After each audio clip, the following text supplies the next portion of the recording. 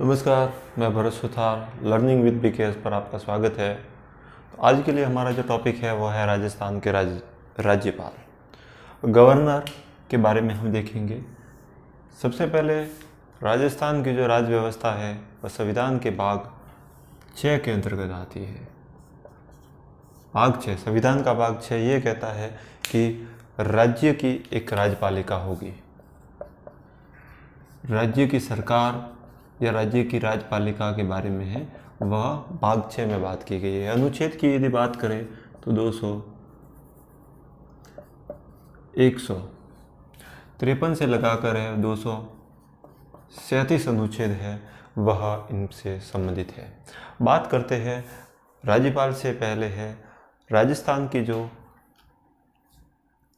भाग है कार्यपालिका वगैरह ये सब भाग है इसके बारे में देख लेते हैं।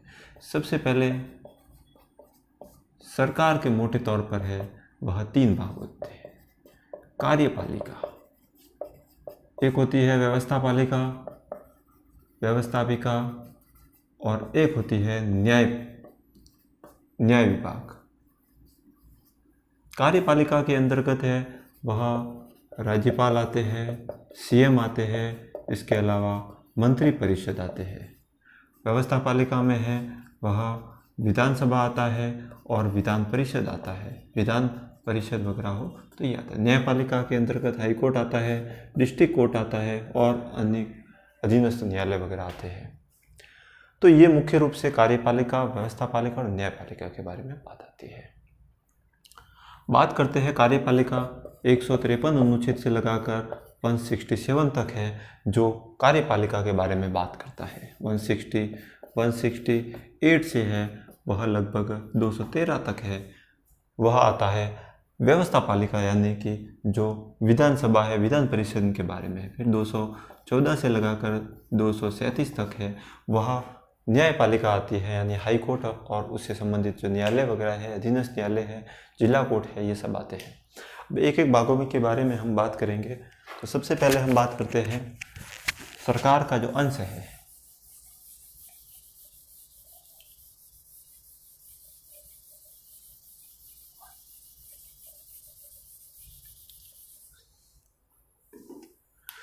अनुच्छेद संविधान का 166 अनुच्छेद ये कहता है कि जो विधानमंडल है, राज्य की जो विधानमंडल है, विधानमंडल वह विधानसभा,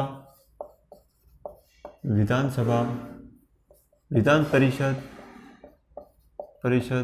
और राज्यपाल से मिलकर बनी हुई होती है। राज्य की जो विधानमंडल है जिस प्रकार से संसद में है वह राष्ट्र की संसद है, वह लोकसभा, राज्यसभा और राष्ट्रपति से मिलकर बनी हुई होती है। इसी प्रकार से राज्य के जो विधानमंडल है वह विधानसभा, विधान परिषद और राज्यपाल से मिलकर बनी हुई होती है।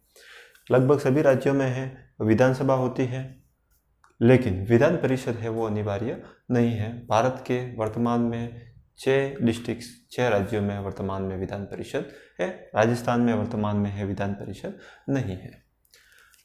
कार्यपालिका के संदर्भ में सबसे पहला पॉइंट आता है जिसके अंतर्गत है सभी शक्तियां निहित है वह आता है राज्यपाल। राज्यपाल के बारे में हम एक एक पॉइंट पर चर्चा करेंगे। कार्यपालिका के अंतर्गत ही भाग आता है राज्यपाल का। सबसे पहले हम बात करते हैं अनुच्छेद 153। भारतीय संविधान का जो अनुच्छेद 153 है वह यह कहता है कि प्रत्येक राज्य में है वह एक राज्यपाल होगा। प्रत्येक राज्य का राज्यपाल होगा, ये भारतीय संविधान का अनुच्छेद 153 कहता है। लेकिन 7वां संविधान संशोधन 1956 के अंतर्गत 7वां संविधान संशोधन 1956 के अंतर्गत ये प्रावधान किया गया था कि 2 या 2 से अधिक राज्यों के लिए 2 या 2 से अधिक राज्यों के लिए 2 या 2 से अधिक राज्यों के लिए है वह एक राज्यपाल हो सकता है। 7वां संविधान संशोधन 1956 के अंतर्गत ये प्रावधान किया गया था कि 2 या 2 से अधिक राज्यों के लिए भी एक राज्यपाल की व्यवस्था की जा सकती है।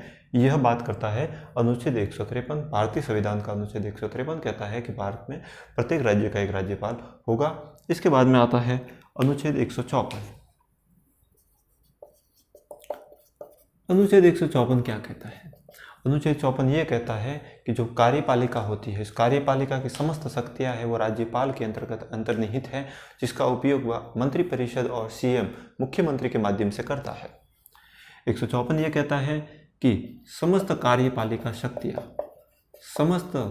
कार्यपालिका शक्तियां है वह राज्यपाल में निहित होती है, राज्यपाल में निहित होती है, और इसका वो उपयोग है मंत्रिपरिषद के माध्यम से, जिसका मुखिया है वह सीएम होता है, उसके माध्यम से है वो करता है। ये याद रखना, ये इंपॉर्टेंट बात है कि जो कार्यपालिका की समस्त शक्तियाँ है वो राज्यपाल के अंतर्गत अंतर्निहित होती है, और जिसका प्रयोग वह कार्यपालिका, जिसका मुखिया सीएम होता है, उसके माध्यम से करता है।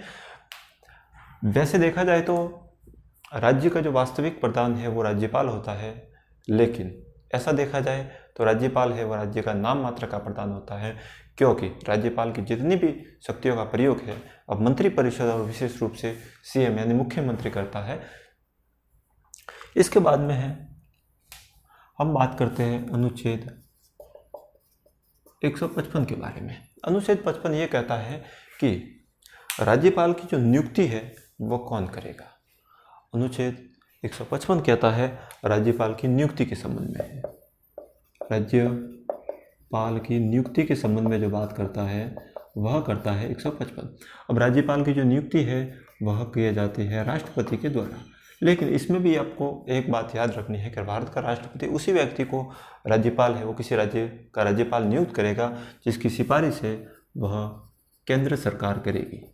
केंद्र सरकार के सिफारिश के आधार पर, केंद्र सरकार के सिफारिश पर आधार पर है वह किसी भी राज्य का राज्यपाल नियुक्त किया जाता है। अब इसमें 2-4 बातों का और इसमें ध्यान रखा जाता है। राज्यपाल, किसी भी राज्य का राज्यपाल यदि नियुक्त करना है तो 2-4 बातों का ये याद रखना जाता है कि एक तो वो उस राज्य का, जिस व्यक्ति को किसी राज्य का राज्यपाल नियुक्त करना है वो उस राज्य का मूल निवासी नहीं होना चाहिए।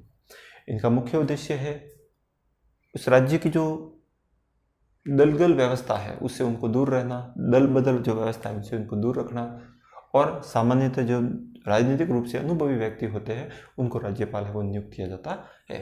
वैसे तो राज्यपाल का जो आगे कार्यकाल आएगा इसके बारे में हम इसके आगे चर्चा करेंगे, लेकिन सामान्यतः राज्य का जो राज्यपाल है राष्ट्रपति के प्रसाद पद को धारण करता है, राष्ट्रपति की मर्जी से है, राष्ट्रपति कभी भी उसको पद से हटा सकते हैं, यह आपके भारतीय संविधान में है वह बात की गई है। अब अगला पॉइंट हम देख लेते हैं, अनुच्छेद 156। अनुच्छेद 156 है वह राज्यपाल की, अनुच्छेद 156 है राज्यपाल के कार्यकाल अवधि के बारे में बात करता है कि वह इस पद पर कितने समय के लिए रहेगा, वह इस पद पर कितने समय के लिए रहेगा, इसके बारे में बात करता है जो 156 अनुच्छेद आता है वो। अब 156 के भी अलग अलग भाग हैं, जिसमें इसका फर्स्ट भाग है यह कहता है कि राज्यपाल है वह राष्ट्रपति के प्रसाद पर्यंत है वह अपने पद पर रहता है। इसका मतलब ये है कि राष्ट्रपति जितने समय तक चाहे उनको है वो राज्यपाल रख सकता है। राष्ट्रपति के द्वारा कहने पर है वो राज्यपाल को त्याग पत्र देना पड़ता है। राष्ट्रपति की मर्जी से है वो राज्यपाल किसी भी राज्य का राज्यपाल उतने समय तक के लिए रह सकता है। सेकंड जो इसमें बात आती है कि राष्ट्रपति यदि राज्यपाल अपना त्याग पत्र देना चाहता है तो वह भारत के राष्ट्रपति को अपना त्याग पत्र देगा। भारत का जो राष्ट्रपति है उनको अपना त्याग पत्र देने का कार्य है वो राज्यपाल करेगा। इसका तीसरा पॉइंट ये आता है कि इनका जो कार्यकाल है वो 5 वर्ष निर्धारित किया गया है, लेकिन सामान्यतः इस चीज़ को है वो फॉलो नहीं किया जाता है। 5 वर्ष से वो राज्यपाल का कार्यकाल है होता है। ये 156 के अंतर्गत जो बात आती है कार्यकाल अवधि के बारे में बात आती है, इसके बारे में हमने देखा। अब अनुच्छेद 157। अनुच्छेद 157 कहता है कि राज्यपाल की योग्यता क्या है, मुख्य योग्यता क्या है, इसके बारे में अनुच्छेद 157 कहता है। इसमें पहला पॉइंट दिया गया है कि एक तो वो भारत का नागरिक होना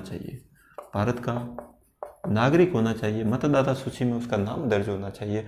सेकंड इसमें बात की गई कि उसको कम से कम 35 वर्ष की उम्र का तो होना ही चाहिए। 35 वर्ष से अधिक उम्र है तो ही वो भारत का राज्यपाल है, वो बन सकता है, इसके बारे में बात की गई है।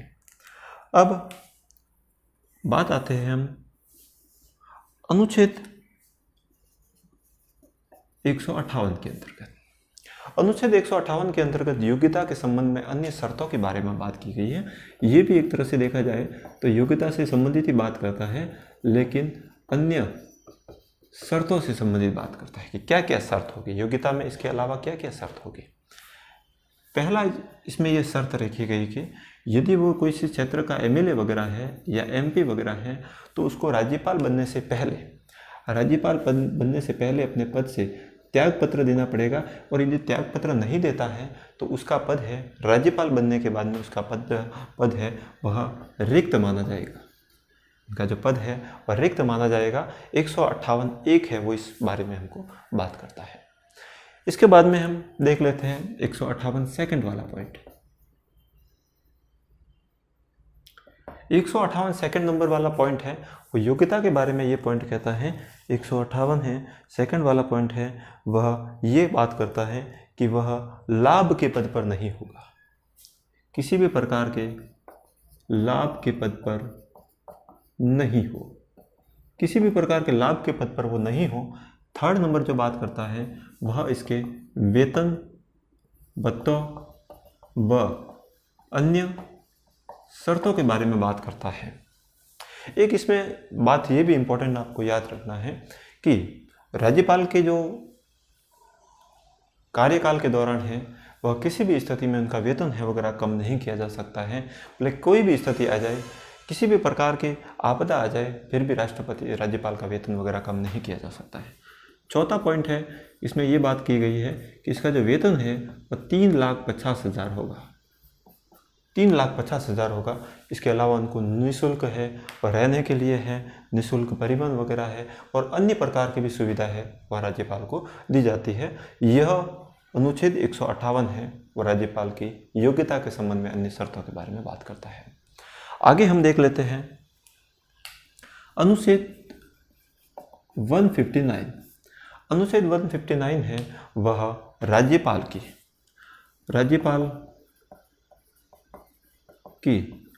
शपथ की बात करता है कि राज्यपाल है वो शपथ किसके साथ है। अब बात आती है राज्यपाल की शपथ के बारे में है तो एक तो वह पद की गोपनीयता की शपथ लेता है, पद की गोपनीयता की शपथ लेता है और पद की शपथ लेता है। अब इनको जो राज्यपाल को जो शपथ है वह हाई कोर्ट का चीफ जज इनको है वो राज्यपाल को है बस शपथ दिलाने का कार्य करता है। और यदि हाई कोर्ट का चीफ जज उपस्थित नहीं हो तो अन्य जो वरिष्ठ जज है वह राज्यपाल को शपथ दिलाता है। ये संबंध में 159 के अंतर्गत। भारतीय संविधान में अनुसूची 3, भारतीय संविधान में अनुसूची 3 है वह शपथ के बारे में है वो बात करती है। शपथ की क्या प्रारूप होना चाहिए है वह भारतीय संविधान के अनुसूची 3 है वो बात करती है। इसके अलावा अनुसूची 2 के बारे में भी आपको याद रखना है। भारतीय संविधान की अनुसूची 2 है वह विभिन्न पदाधिकारी है, राष्ट्रपति वगैरह है, उनके वेतन और भत्तों के संबंध में बात की जाती है। तो ये हो गया 159 तक है, वह मुख्य अनुच्छेद है, ये हो गया। इसके बारे में हम आगे देखते हैं।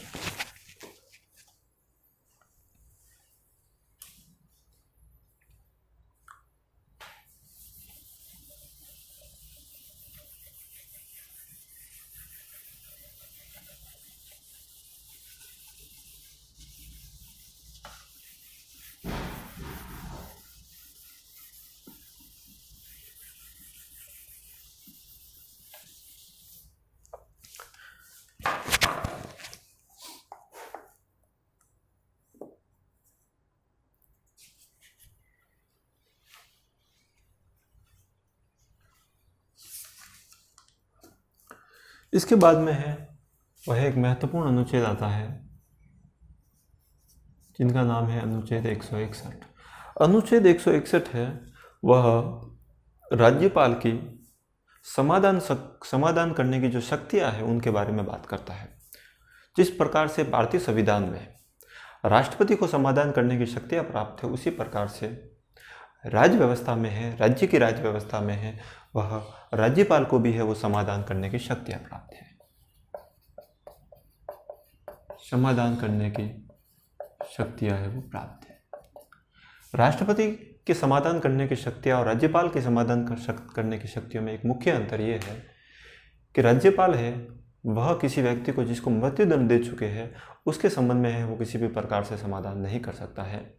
इसके संबंध में जो शक्तियाँ है वो राष्ट्रपति को प्रयुक्त होती है। इसके अलावा जो सैन्य संबंध में है, मिलिट्री फोर्स में है या सैन्य शक्तियों में है, किसी भी प्रकार की सजा को वगैरह कम करने का अधिकार है वह राज्यपाल को नहीं है। तो राज्यपाल को है वह किसी भी सजा को है वह कम करने का अधिकार है, स्थगित करने का अधिकार है और किसी भी सजा को कम कर सकता है, स्थगित कर सकता है या निलंबन कर सकता है। इस प्रकार का जो अधिकार है वो राष्ट्रपति हो। मृत्युदंड के संबंध में है, मृत्युदंड के संबंध में है वह किसी भी प्रकार से सजा को माफ वगैरह नहीं कर सकता है राज्यपाल। ये 161 के अंतर्गत आता है। और अभी मैंने बताया है आपको राष्ट्रपति और राज्यपाल के बीच में है समाधान करने की शक्ति में मुख्य अंतर यही है कि वो मृत्युदंड के संबंध में है या सैनिक कोर्ट के संबंध में है। सैनिक कोर्ट के संबंध में है, किसी भी प्रकार का उनको शक्ति है वो राज्यपाल को नहीं है। एक इसमें इंपॉर्टेंट बात आपको ये भी याद रखना है कि राज्यपाल की जो पद व्यवस्था है वह भारतीय संविधान में है, कनाडा के संविधान से ली गई है। कनाडा के संविधान में इस प्रकार की व्यवस्था है और वहाँ से है ये व्यवस्था है वो राज्यपाल की जो व्यवस्था है वो ली गई है। इस बात को याद रखना है। अगला अनुच्छेद है, इंपॉर्टेंट अनुच्छेद के अंतर्गत बात आती है 163। अनुच्छेद 163 है वह राज्यपाल की शक्तियों के बारे में बात करता है। राज्यपाल की शक्तियों के बारे में बात करता है। अनुच्छेद संविधान का 163वां अनुच्छेद है वह राज्यपाल की शक्तियों के बारे में बात करता है। अब बात आती है राज्यपाल को शक्तियाँ कितने प्रकार की दी गई है। भारतीय संविधान में है, भारतीय संविधान में है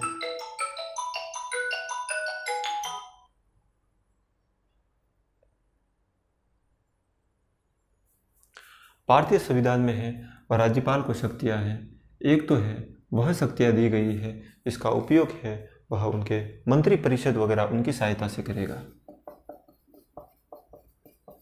मंत्री परिषद की सहायता से करेगा। और एक इस प्रकार की शक्तियाँ स्व विवेक से इसका निर्णय करेगा, स्व विवेक से वगैरह निर्णय करेगा। तो दो प्रकार की शक्तियाँ हैं वह मुख्य रूप से है वह राज्यपाल को है, जिसका पहली शक्ति है जिसका उपयोग वह उसकी मंत्री परिषद या मुख्यमंत्री वगैरह उनकी सहायता से करेगा। और दूसरे प्रकार की है स्व विवेकी शक्तियाँ हैं जो खुद कर सकता है। अब बात करते हैं 163 के अंतर्गत अलग अलग भाग आते हैं। 163 एक ये कहता है कि राज्यपाल को उसके कार्यों करने की सहायता करने के लिए, राज्यपाल को उसके कार्य में सहायता के लिए एक मंत्री परिषद होगा जिसका मुखिया है वह मुख्यमंत्री होगा। केवल ये बात की गई है कि राज्यपाल को उसकी सहायता करने के लिए एक मंत्री परिषद होगा जिसका मुखिया है वो मुख्यमंत्री होगा। यह भाग 163 के अंतर्गत है, वह बात की गई है कि इसका मुखिया है वह ये होगा। इसके अलावा 163 सेकंड बात की गई है कि राज्यपाल है, राज्यपाल की जो स्व विवेक निर्णय है वह अंतरिम है। इसका मतलब स्व विवेक निर्णय के बारे में है, वह किसी भी प्रकार से ऑब्जेक्शन नहीं कर सकते हैं कि कौन सा निर्णय स्व विवेकीय है या कौन सा नहीं है।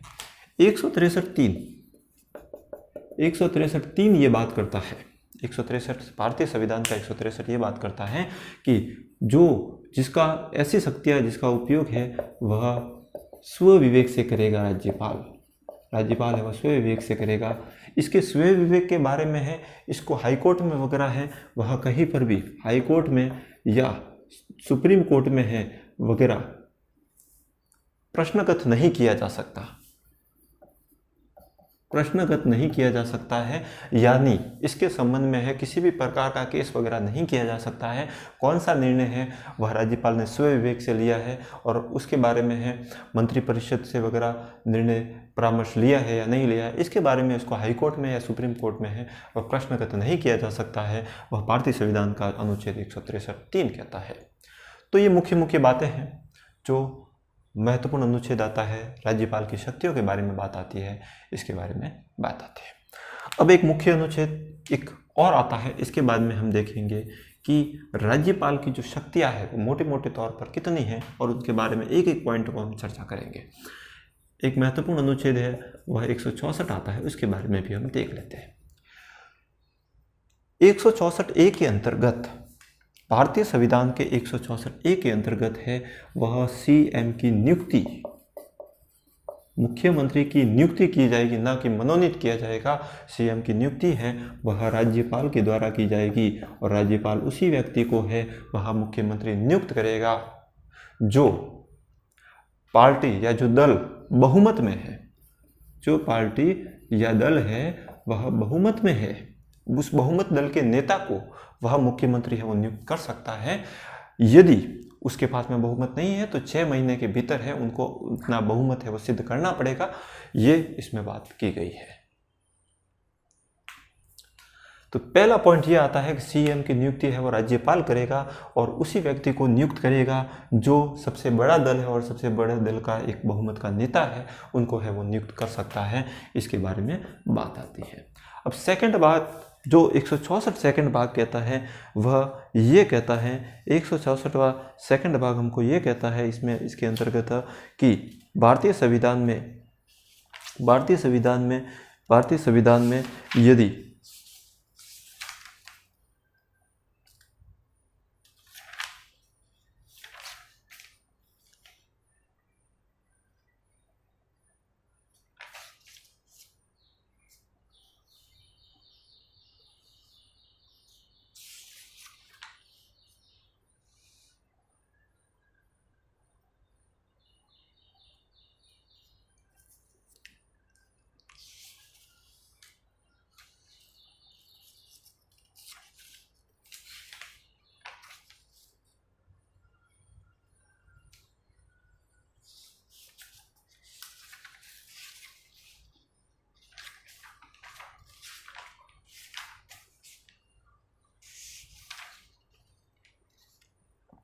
एक 164 इसका जो सेकंड भाग है वह ये कहता है कि यदि कोई राज्यपाल, मतलब मान लेते हैं किसी भी राज्यपाल ने है वो किसी भी व्यक्ति को है सीएम मनोनीत कर दिया, लेकिन वो सदन का सदस्य नहीं है, सदन का सदस्य नहीं है, तो इनको है वह 6 माह के भीतर है वह सदन की सदस्यता लेना अनिवार्य है। इसके बारे में है वह इसका